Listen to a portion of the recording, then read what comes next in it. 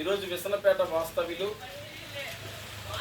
శ్రీ పందుల నాగరాజు గారు, వీణా మాధురి దంపతుల కుమార్తె చిరంజీవి సాయి ఋత్విక జన్మదినం సందర్భంగా తిరువురు పట్టణంలోని భగవాన్ శ్రీ రమణ మహర్షి అందులు వికలాంగులు అనాథ బాలల సేవా ఆశ్రమంలోని దివ్యాంగులకు అన్నదానం నిర్వహించారు.